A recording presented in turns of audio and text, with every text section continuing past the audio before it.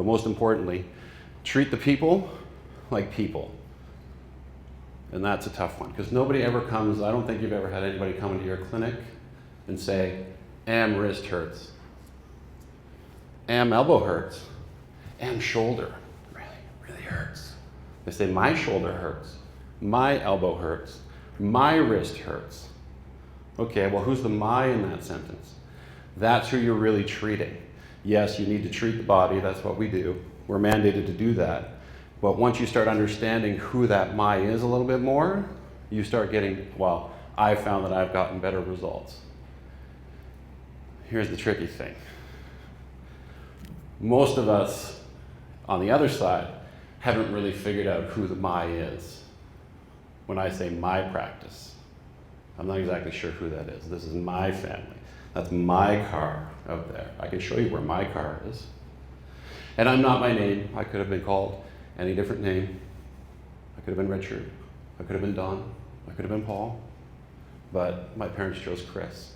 But that's not who I am.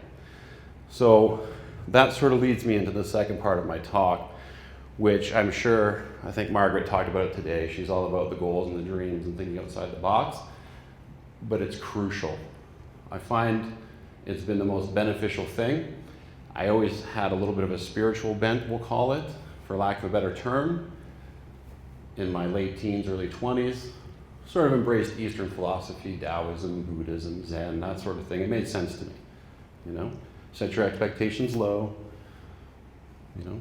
Just know that everything's coming, everything's gonna work out, so I didn't have to stress all week about where the party was gonna be on Friday night and who was gonna be there and how great it was gonna be. Because if nothing happened, we would make our own fun and we wouldn't be disappointed. So if we're not really understanding who we are, it's harder for us to have the great results with our patients. It can be that final 10 or 15%.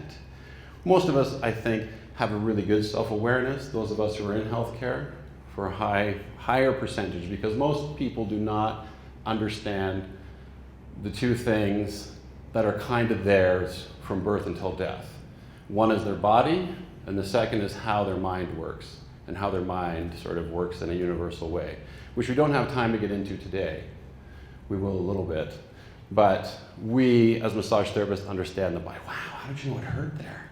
Wow, you just like touched it. I didn't even tell you. You just knew it hurt there. So we have an advantage over most of the population. They just did the hokey pokey and then turned themselves about, and that was all they learned.